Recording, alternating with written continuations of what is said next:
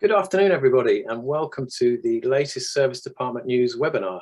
And today we are going to be looking at a really intriguing subject, which is the extended stay and build to rent residential rental crossover.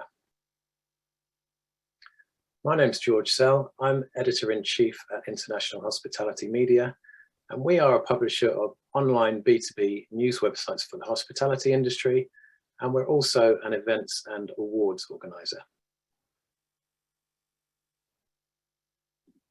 Now, today's webinar is going to last an hour. We're going to have around a 45-minute panel discussion, followed by some Q&A at the end. So please do submit any questions that you have using the chat or Q&A functions in Zoom, and we'll try to get around to answering as many of those as we can towards the end of the session. Everyone who has registered will receive a link to a recording of the session via email in the next few days. Now, this webinar series is sponsored by IMS, and we are just going to watch a quick video to find out some more about them.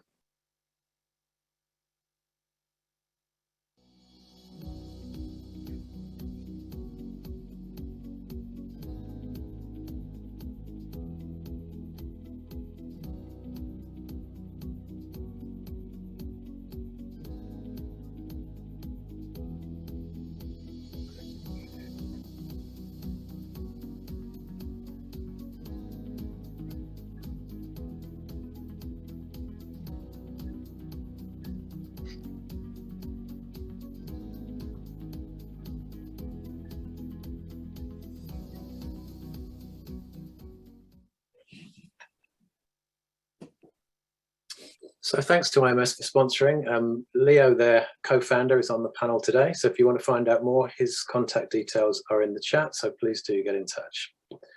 So before we get started on the panel discussion, I just wanted to show a couple of slides for some context. Now, these are all screen grabs from news stories that we have run on Service Department News over the last few months. And I think they give quite an interesting snapshot of something that is starting to happen, which is that traditional service department and apart hotel operators and build-to-rent operators, their offer and their target guest is starting to overlap. So we've seen Amsterdam-based apart hotel operator Yays moving into the residential market, offering 6-month stays, minimum 6-month stays. Aware Super and APG, two investment companies who have recently acquired City ID, which is an apart hotel operator. They're also going big into the build-to-rent market. And there are a couple of stories there about Fizzy Living, which is a UK build-to-rent developer and operator. And you can see they're now offering deposit-free units and contracts as short as 3 months, which is slap bang in the middle of service department and extended stay territory. And I also just wanted to cite the example of Native, who traditionally been an apart hotel operator, still are an apart hotel operator, but they've now got a build to rent pipeline of over 3,500 units. So it's much bigger than their apart hotel portfolio. And it strikes me that the skill set required for managing build to rent buildings and service departments at the corporate level of the market, I think must be fairly similar. So let's meet our panelists today before we get on with the chat, and I'll introduce them from top to bottom as they are in there. So firstly, Leo, good afternoon to you. Good afternoon, George, and many thanks for having me on today. Do you want, I guess we've seen a video about IMS, but do you want to tell us a bit more about what you do? Yeah, I guess today is really interesting for me because we're right across the sector. So our origins were in student accommodation and managed apartment blocks, almost BTR before BTR existed back in the early noughties. And we evolved through the last couple of decades into hospitality, and we've established ourselves in the apart hotel market very much with clients like Stay City and Eden and Fraser's Hospitality, and the BTR is the next natural step for us. So what we're trying to do is, I guess, bring what we've learned from the other sectors into the BTR space as well. Mm-hmm. Thanks, Leah. Merrily, welcome to you. Yeah, good afternoon. Really nice to be here. I think similarly, we're operating in several different ways within the sector already. So Under the Doormat manages individual homes. We also manage whole buildings. So we run an apart hotel called 3 Sloane Gardens for Cadogan Estates. And when we launched Trusted Stays, what we realized very quickly was that not only the short-term rental sector, but also the build-to-rent sector really wanted to get access to stays from corporates and government. And that's a platform that allows that. So we've partnered with the UKAA to deliver Trusted Stays. So working kind of across the sectors in a number of ways and often in the middle. So between the residential side and the more institutional residential asset side. Mm-hmm. Thanks, Merrily. And finally, Kasim, good afternoon to you. Good afternoon, George. Thanks for putting this together. Pleasure. Tell us a bit about CoStays, Kasim. So I'm Kasim from CoStays. I'm the co-founder. CoStays is part of the SDD Smith Group, where we manage around 500 holiday lets around North Yorkshire, Yorkshire Dales, Lake District, sort of like farmhouses and cottages and that sort of stuff. We've got a bit of experience in dealing with extended stays, as we do have a lot of corporate tenants that actually do arrange bookings with ourselves. We were actually looking to enter the extended stay market and start launching blocks of apartments to run as extended stays. But we sort of see the trend growing within the build to rent sector. So we're now sort of placing ourselves as sort of BTR operators. We're quite new, but we're starting to bring a hospitality approach to build to rent. That's a little bit about ourselves really at the moment. Thanks, Kasim. Okay, so let's start by talking about the difference and similarities between what is needed in a build to rent and a serviced apartment in terms of the physical product. Leo, do you want to kick off on this? Because you mentioned earlier that you're, especially in terms of infrastructure, you're seeing some similarities between the two. Yeah, very much so. So I guess with our background in student accommodation, we were in the longer stay market already, and students, if you want to learn how to run a network, learn it with students. They'll try everything they'll test your network.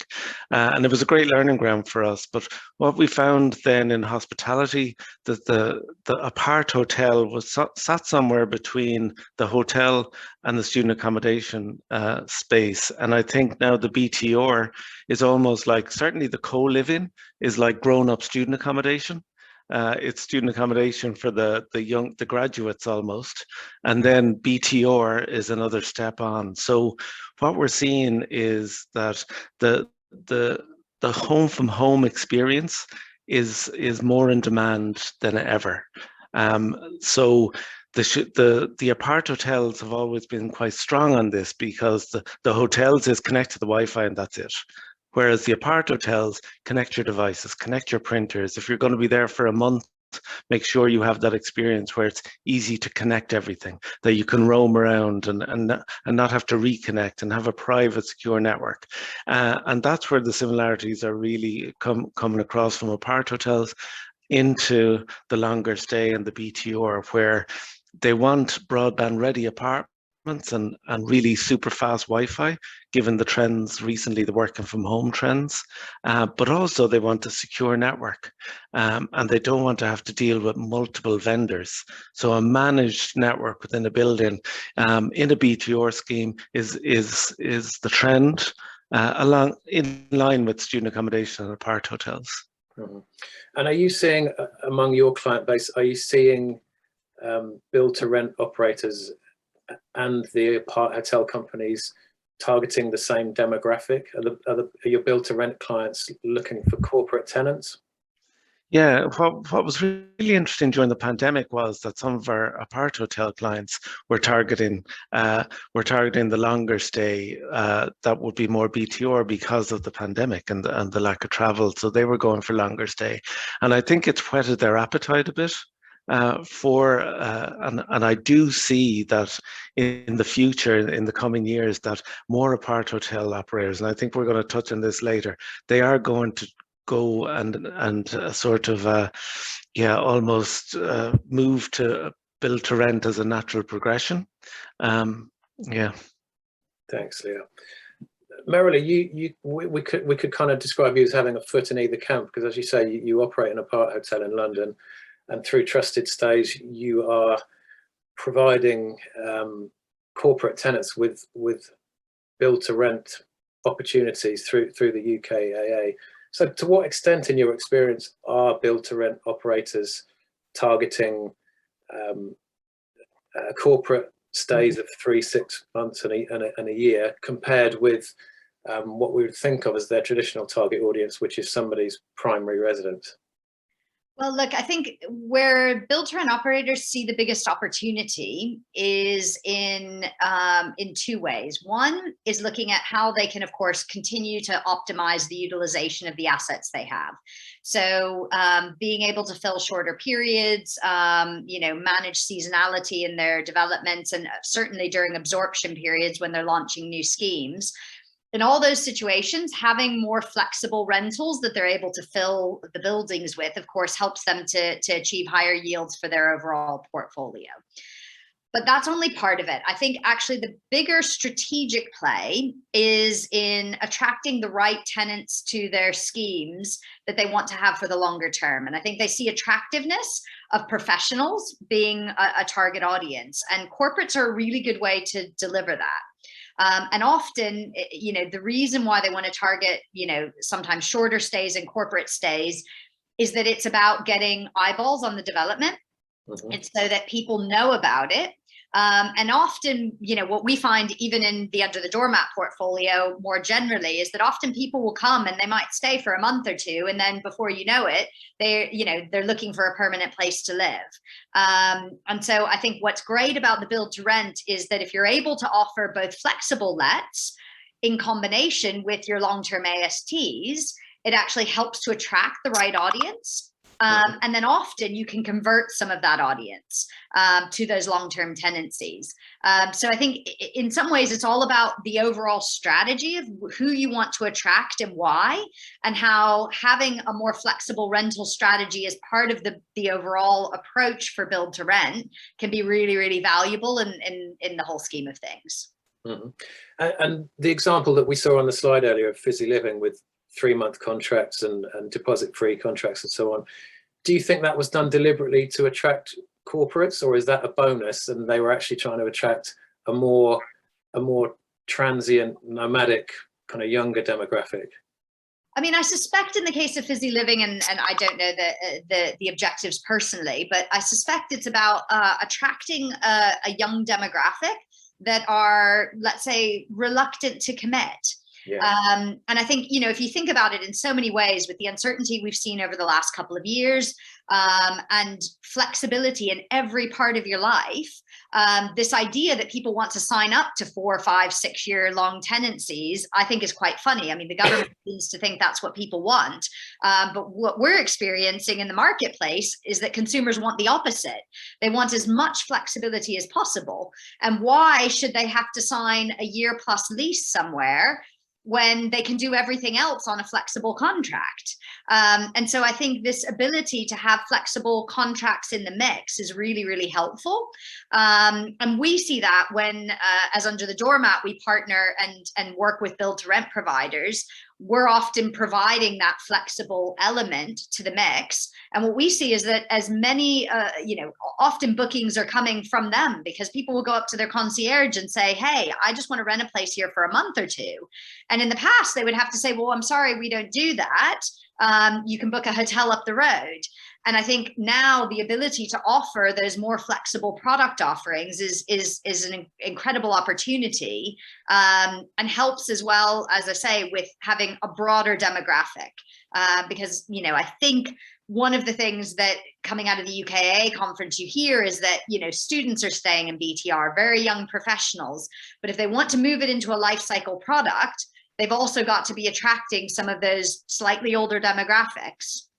And I think corporate stays help a lot with that. Thanks, Merrily. Kasim, I saw recently on one of your LinkedIn posts that you've been looking at opportunities in the London area to manage build to rent properties, and you were specifically talking about doing that with a view to corporate lets.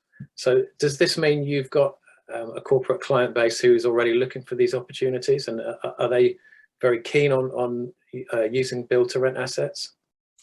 Yeah, so just to elaborate further on Mary Lee, what she spoke about with regards to attracting corporate guests, and most of them will never book for more than 3 months. So it's a good way of attracting the guest through short-term rentals and then converting them into long-term tenants. With regards to the question about becoming operators, that is something that we are looking to establish ourselves as Core Stays. And we believe that because we've got the hospitality hospitality approach and that experience of working with corporate tenants that we attract to our own holiday lets, we can bring that experience to build to rent developments, because we think that they are perfectly designed. They've got all the amenities that are required, and I think they just would work perfectly for our corporate guests. So we've actually spoken to corporate guests about this idea, and they've took it really well. A lot of interest that's been generated. So that's what sort of gives us the confidence to go ahead with Core Stays. We launched about 6 months ago, and right now we're just sort of looking at potential developments and partnerships with other developers in and around London, Manchester, Newcastle, and we're hoping to grow up pretty quickly, because I think if we're targeting these corporate guests, they can bring a lot of business. One guest could turn into 20 members of staff working on a project in a location, and it could grow quite quickly. And we've had situations where we've had 50 staff that need accommodating for a project for a year, but we've not been able to have that the stock available, because obviously with ourselves we run holiday lets, so all of the properties are scattered in different locations. So that was the reason why we wanted to work with build to rent operators, because build to rent developers, because we just think that that's the perfect opportunity to build those units with corporate guests.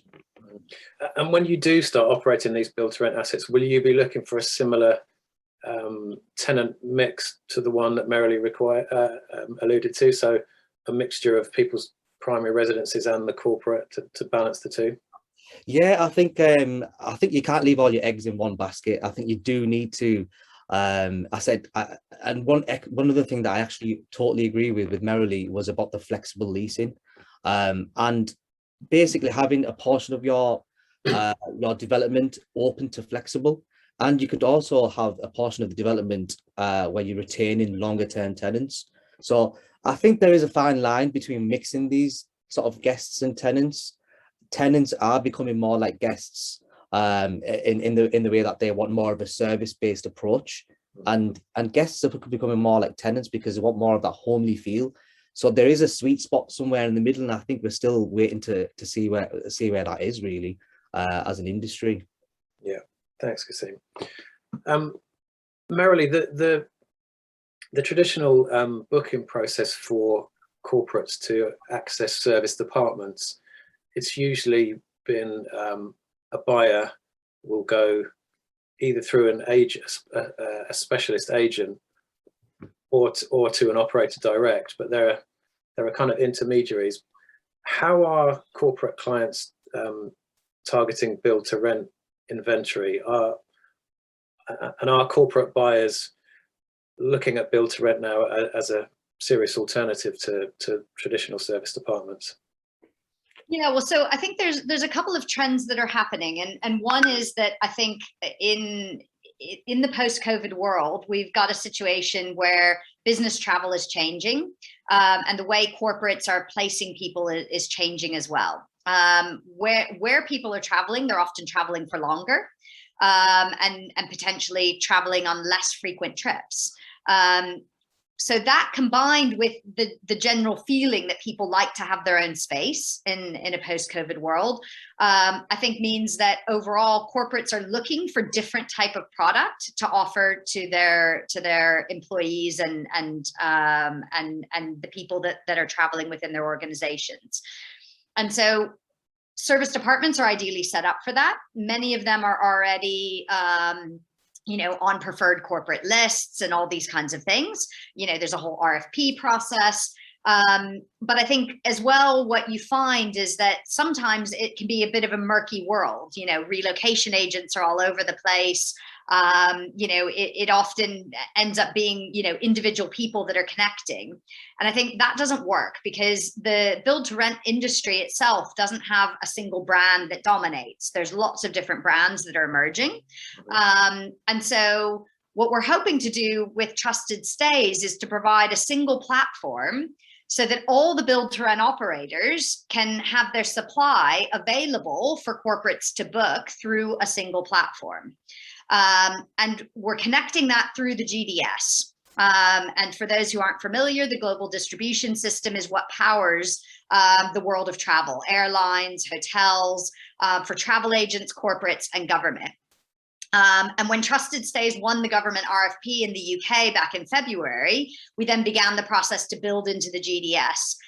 And so both for holiday and short-term rental companies who are accredited and who meet the standards that we have as an industry, and for build to rent operators who have residential assets that they want to make available to rent for corporates and government, all of that is now possible through Trusted Stays. And I think by making it an industry platform and collaborating across both industries, ultimately, there's an opportunity for all of us to capture a bigger share of that corporate market.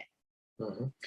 And are the likes of TMCs using platforms such as yours to access build to rent inventory? They are, and they can do it through two ways. So they can either do it through the GDS, so that's often on the systems that they're already connected to, but they can also set up an account with Trusted Stays and they can book directly on the website. So both of those options are available. And I think it was really exciting to see, even the government, which is probably the most risk averse of any client, already making bookings and placing people through Trusted Stays. And across all of the UK, it's not a London focused thing, it's actually across the whole of the UK. And so I think it's exciting to see that actually this all came out of a charitable initiative back at the start of COVID. And who would have thought that 18 months later, we'd be in a position to have this type of industry platform built into some of that traditional GDS infrastructure to create these new opportunities for industries like build to rent. Thanks, Marilee. If we flip this on its head a bit, it's not just build to rent operators looking for corporate guests. It's also the traditional service department and extended stay operators offering long stay residential contracts, as we saw earlier, and as Leo, you alluded to earlier. So Leo, how do you think your clients are accessing that market? Because it won't be coming to them from their traditional distribution channels.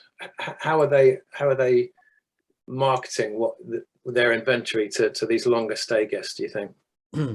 Yeah, it's a very interesting area because they are so used to looking for the shorter let and the shorter stay and through various booking agencies and platforms like that.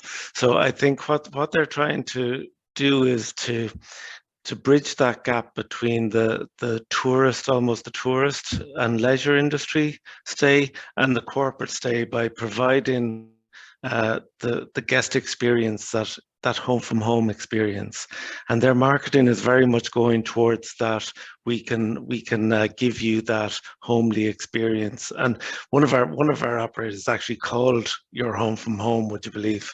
One of the operators over in Ireland. And that really is a key area for them because they don't want people to think they're booking into a hotel or an apart hotel. They want to make sure that their guests are more like that tenant experience and that they can make a home where they are, even if it's for 6 months, even if it's only for 3 months. That is, that you want, if you're going somewhere for 3 months, you want to feel at home. And so for what we see is they are very much targeting that sort of that homely experience to bridge the gap. Yeah, thanks, Leo. Marilee, did you want to jump in on that? Yeah, so I think the distribution landscape in where these industries merge is actually really interesting, because when you've got the long stay tenants who are coming to stay, you know, in the UK, they'll typically find it on Rightmove or Zoopla or through an estate agent or through those traditional channels. On the other hand, you've got in the short stay market, in the holiday lets market, you've got Booking.com, Expedia, Airbnb, all the OTAs.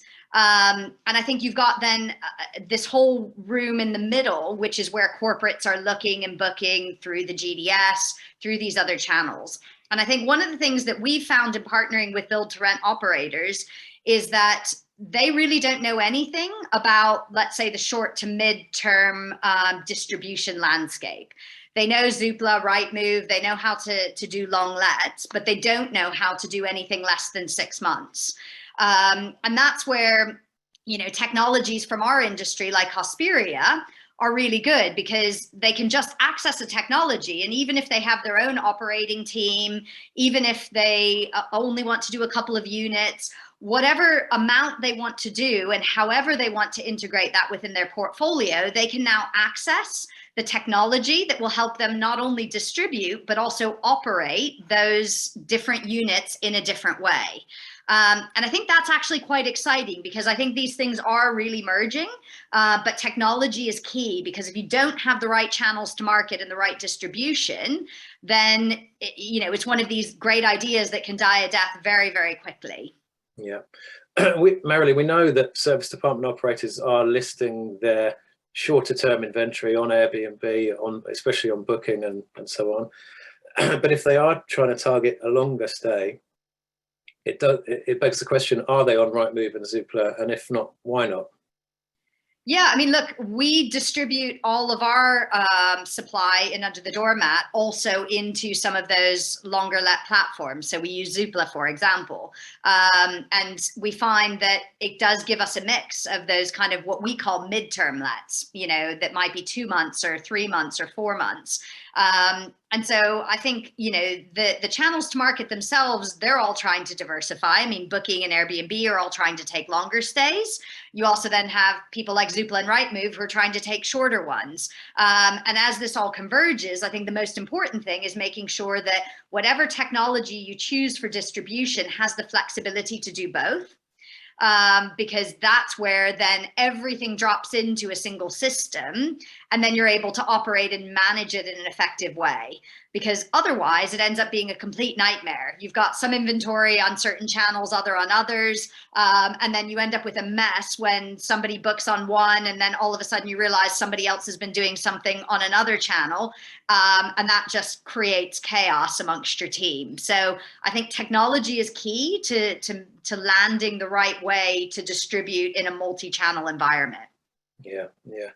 So Kasim, it sounds like there's a huge number of channels out there to reach the different audiences, and you're at the start of the journey. How do you anticipate reaching the different segments that you're looking to target with your buildings?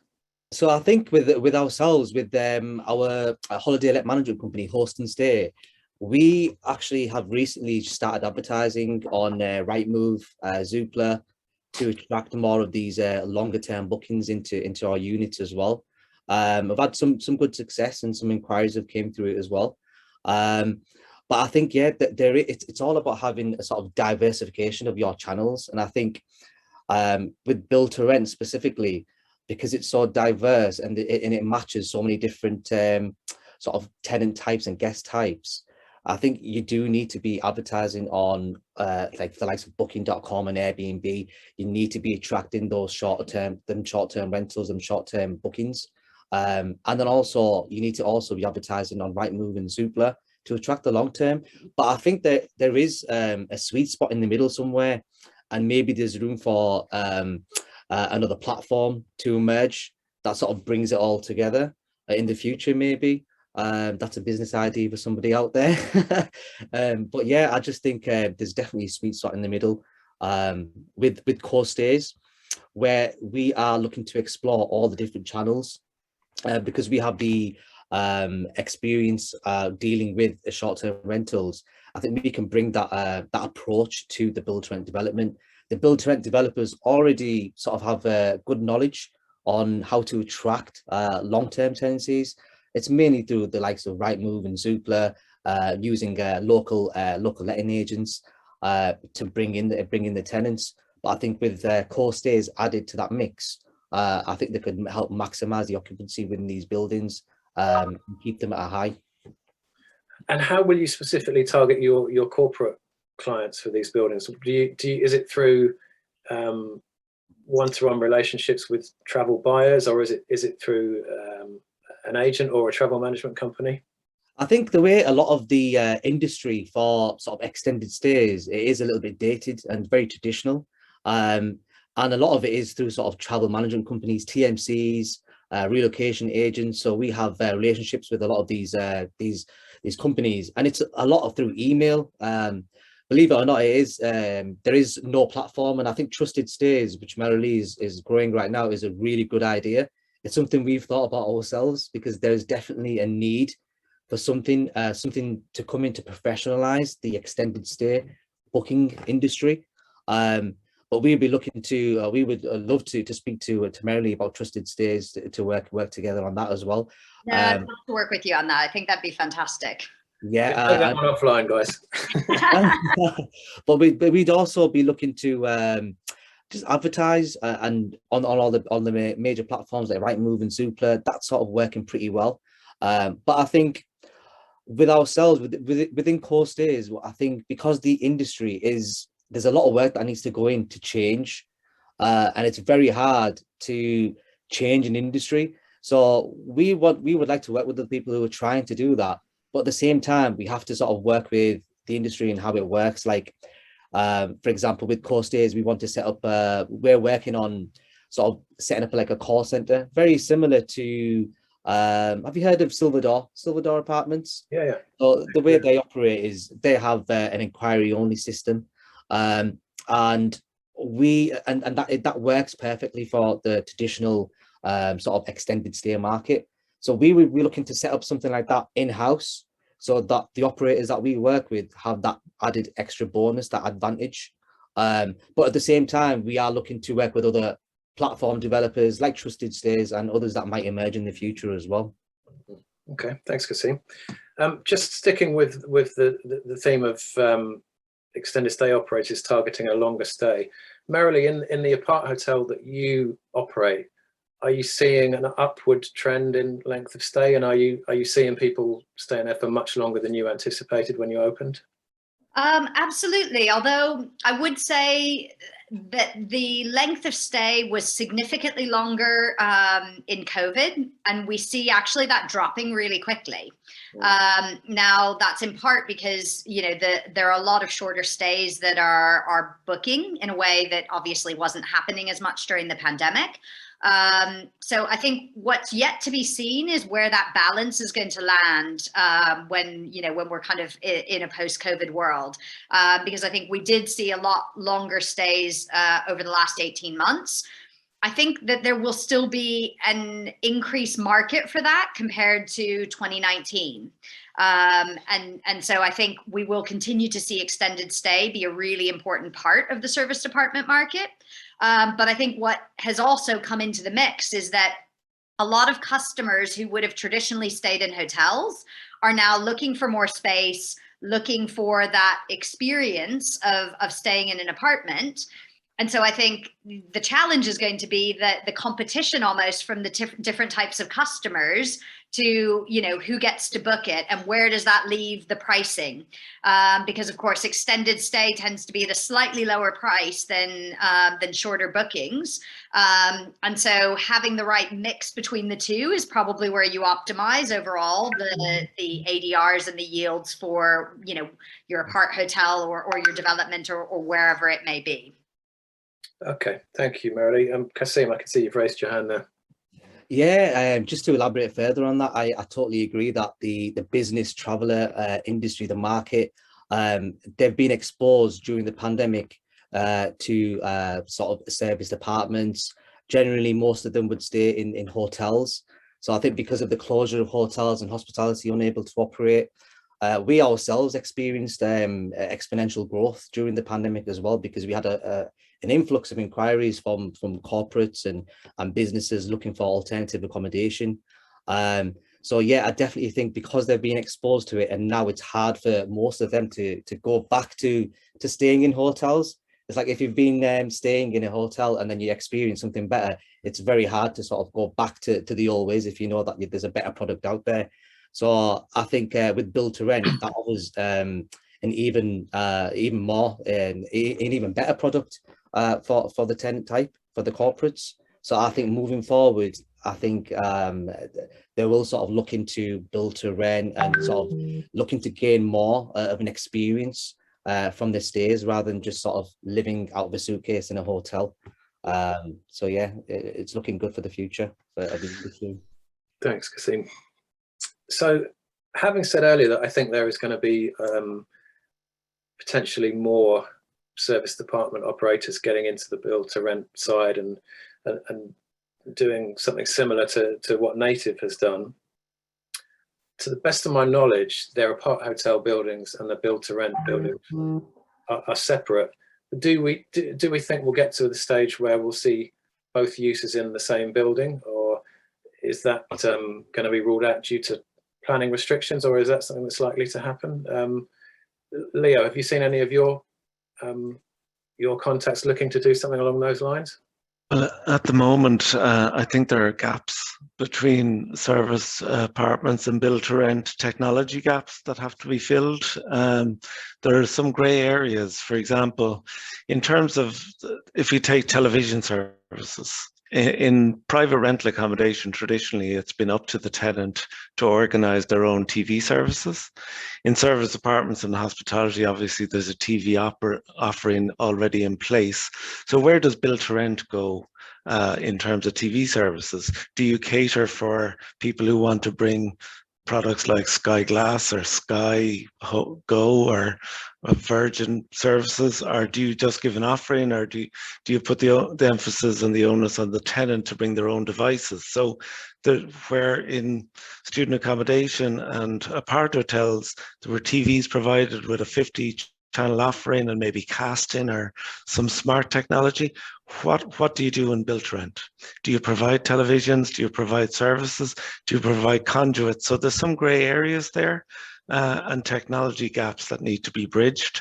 What we're trying to do is, through our experience in the other sectors, is bridge that gap on a consultancy basis. We're consulting a lot at the moment with operators that are gone from traditional private rental to BTR, fully managed blocks, whereas traditionally the tenants would have been let up to their own devices. In the BTR market, it's very much it's a very competitive space. So you must provide the amenities, you must provide the live-in spaces, the TV services, the options that would create that home from home experience.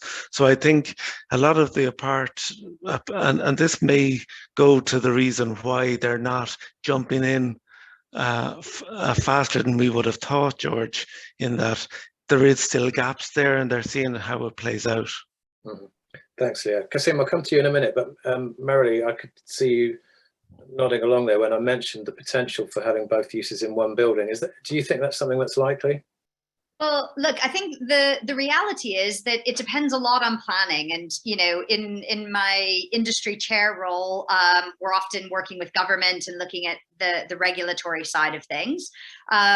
I have to say, you know, it is, of course, a little bit more complicated whether you're in London or out of London. And outside of London, generally speaking, the planning rules are a bit more flexible. So you're able to do short-term rentals in most residential accommodation without really any kind of limits to how much you can do within a year.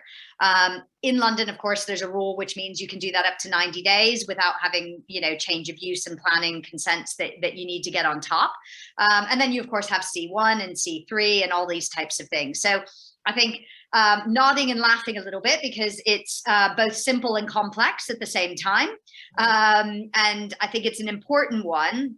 Also, because I think it's important that government hears and understands that consumers are wanting more flexibility and that the markets are converging, and that, having very distinct and black and white planning classes is in many ways restrictive on what actually the best optimal balance might look like.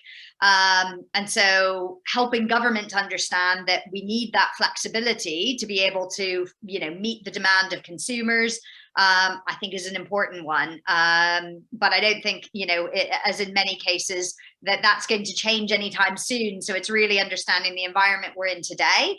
And for each development or each area, what's the best way that you can find a mix that works for you within the regulatory framework which applies. Yeah. I'm guessing that Cheval wouldn't consider themselves a build-to-rent operator, actually, but their Three Keys building down at Tower Bridge actually does have separate wings. It's got a C1 wing and a C3 wing, and they have got people who've, who use it as their permanent residence, and others who are there from as little as, a couple of nights. So it can be done if you can get the dual planning permission.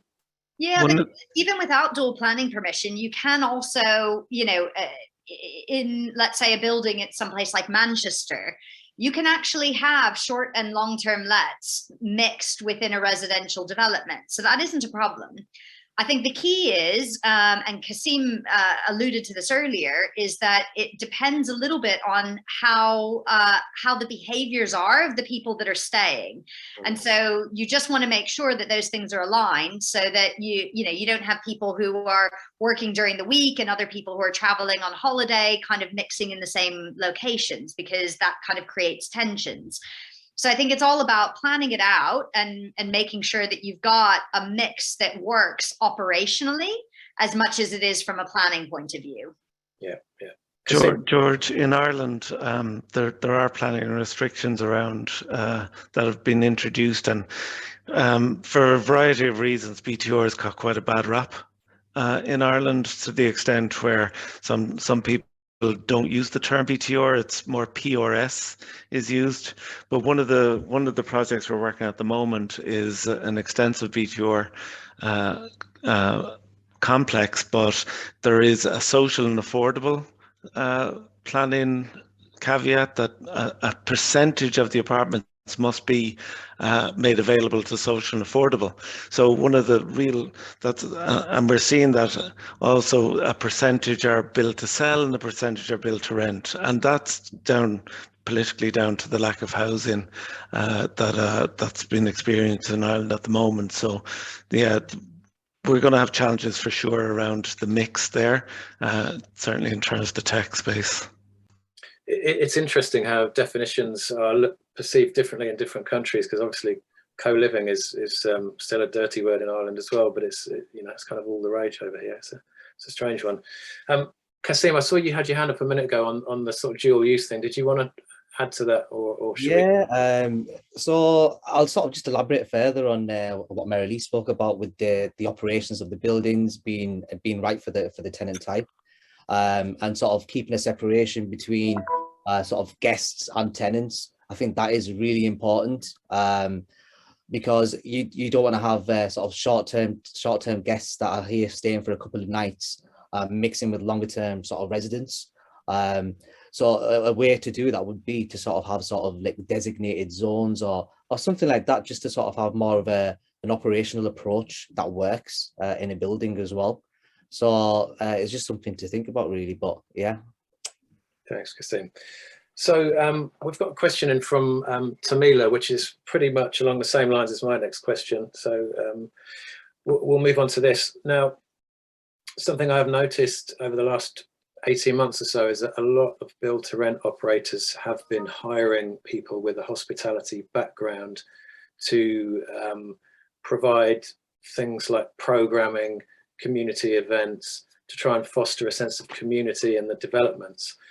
And I think there are some stats out there that the more people you know in your building, the more likely you are to renew your contract and stay there. So creating a sense of community and build to rent is really important.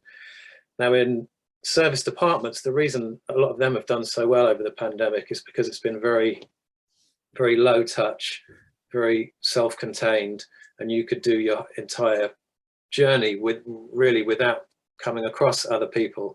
But I'm not sure that's what people want in the long run. I think that is going to have to change. And if people are staying in service departments for 2, 3, 4, up to 6 months and more, are the service department providers going to have to up the level of amenities and programming they provide in order to compete with some of these build to rent operators that are doing a really good job on that front? Marilee, what's your take on that? I mean, look, I think as these things converge and products are on offer for people side by side, the more you're going to get actually consumers just walking with their feet. You know, I think there are always going to be people who want a very hands-off, light touch. I just want to stay and do my own thing. And I think that works well. And as you say, I think whether it's service departments or indeed hotels, I think a lot of the service that they offered pre-pandemic has actually been cut. And interestingly, in Tamila's question, she was asking about, well, if build to rent comes into this, is there going to be extra resource, staffing costs and things like that if they get into this type of market? And I think the honest truth of it is it depends all on how you do it.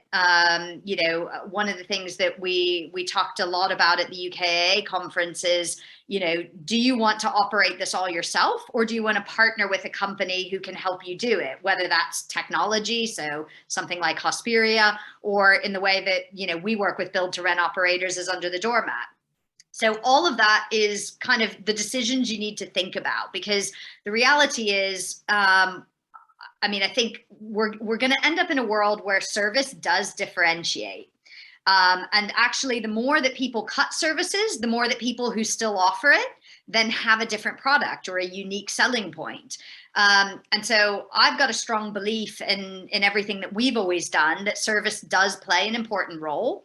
And I think for especially higher end products where you're looking for people to pay a premium, offering community, offering service, I think has to be a critical element of what you do if you're going to win in the long term.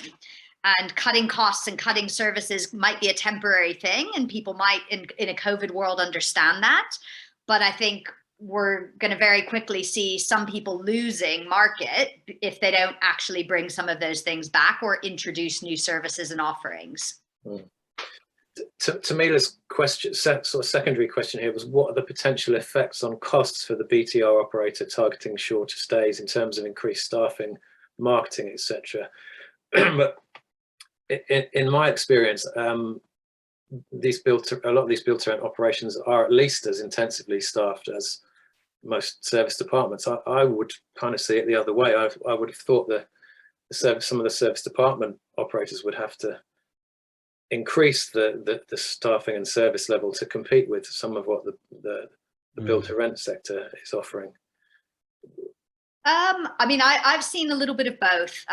You know, when we've partnered with build to rent, yes, there's a concierge and all these types of things, but you know, you are offering additional amenities in the apartment itself. So it's not just furniture, it's also decorated. You've got, you know, the linens and all those kinds of kettles and kitchen things and all the other stuff that comes in an apartment, which is fully serviced. So I think there are some additional costs around amenities and making sure you've got those standards right. I think also, you know, staffing, it's also about the fact that you're going to be cleaning these apartments and all these things. It isn't just hand over the keys and then the apartment is theirs. You know, there are a number of things to consider. And I think that's often why when build to rent providers go into this, if they're not doing it at a huge scale, then they tend to actually partner with companies in our sector. And they do that because they don't have necessarily that skill set, the operational capability set up, and all of those things. I mean, it really depends ultimately on how much help you need. And that's why, you know, we work either just as a platform, as Trusted Stays, we work with just on technology and the marketing side, or on the full end-to-end service.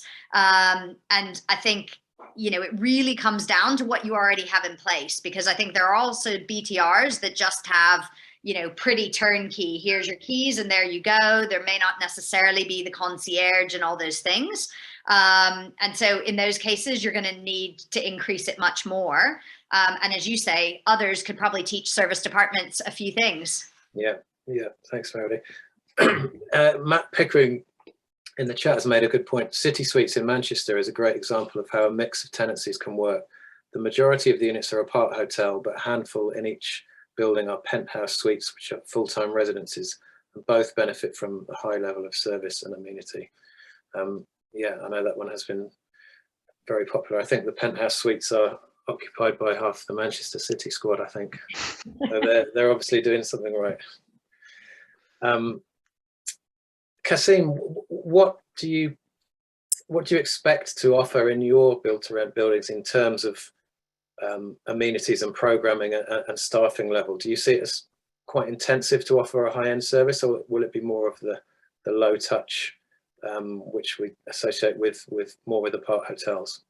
I think because we operate sort of on the hospitality sector already, I think operationally it's quite easy for us to sort of attract long-term bookings and manage them bookings, them tenancies.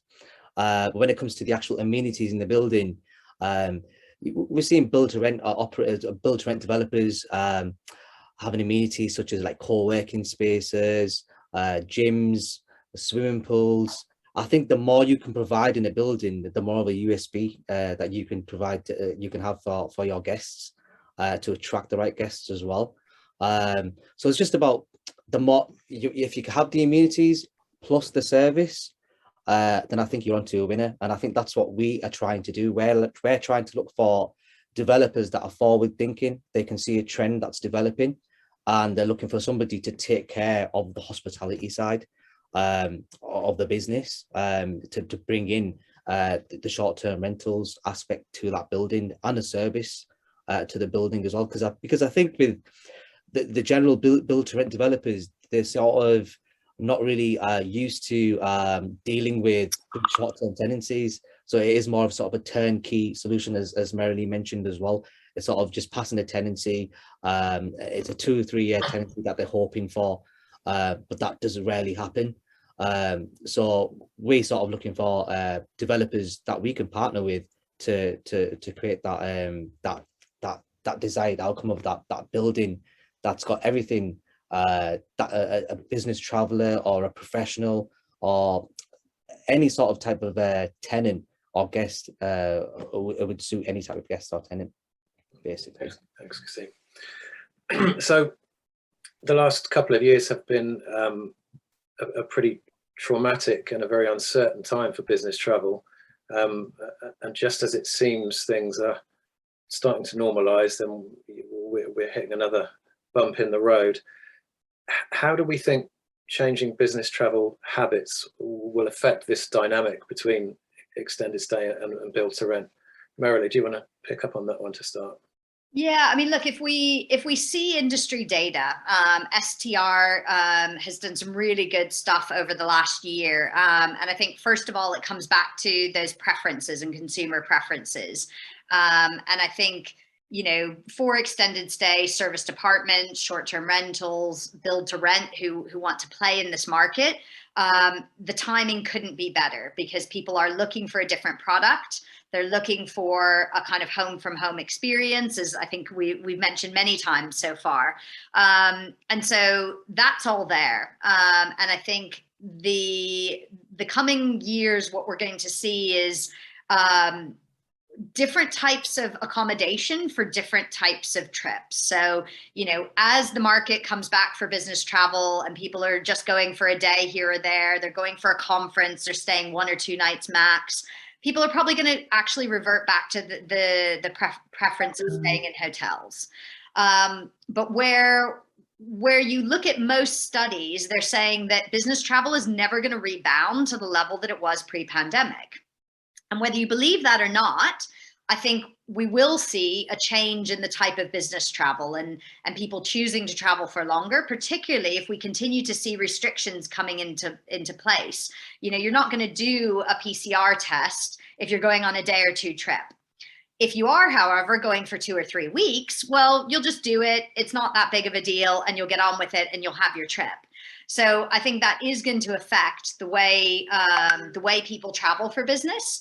And what that does is it puts even more pressure on having the right types of products for those longer stays. But the way I see it, that's a huge opportunity for service departments, for short-term rentals, and for build to rent, and how all these things converge. Mm-hmm. Mm-hmm. Leo, let's go straight to the source, because you're a bit of a road warrior. You do a lot of traveling for work. So how are your business travel habits changing, particularly with reference to the sort of accommodation you use? Yeah, it's been really interesting as I've got back in the air over the last few months. It's more my working habits that have changed, where before, when you're gone away for the day, you're sort of out of office. Now that's not the case anymore with Zoom and with access to video conferencing, and that has become the norm. You're no longer out of office, so you're expected to be able to be somewhere where you can jump on one of these things, one of these webinars, you know. So that has been very good for us, because now a managed network that you can move around a building in the shared space of the co-work space or in the apartment seamlessly and work from anywhere within a building is now a non-negotiable as far as BTR is concerned. Working from anywhere policies that have been implemented by the big multinationals and working from home policies mean that more and more important is that managed network and the ease and ability to connect any of your devices and to be able to work in this new environment. So for me, I would spend a lot of time in our apart hotels around Europe. So it was always easy to be online, but I'm finding myself online an awful lot more when I'm traveling. And I think that's going to be the way of the future, where you have your meeting, you have your 1 hour meeting in London, for example.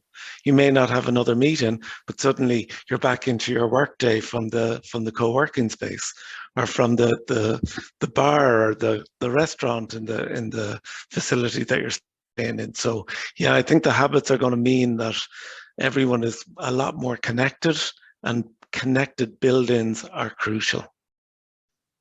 And is the trend that we hear about a lot for fewer but longer trips, does that apply to you? Very much so. So what I'm seeing is that I can now go to an event that might be a couple of days.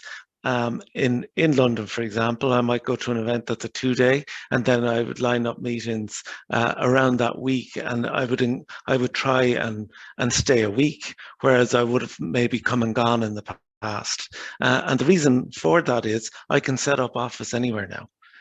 So, and also if I can do everything in a week, I can make all my arrangements. I can then jump onto Zoom with my clients that I've had my face-to-face with, and we can continue. So the coming and going isn't as much. So yes, I would say fewer trips, but longer stay for sure. Yeah, which is all good news for extended stay and build to rent operators. Which brings us to the end of our hour. It's flown by as usual. Great conversation. Thanks ever so much, guys. I'm going to show a couple of slides before we finish, and we're also going to leave the session open for a couple of minutes at the end, because there's quite a lot of information in the chat. So we'll leave the session open for 2 minutes so you can have a look at that and take down any information that you might want. So next week we have got our final service department news webinar of the year. And that's about looking forward to the year ahead. And I'm going to talk about some trends that I think will resonate right across the space. If you'd like to register for that, you can see the link in the chat.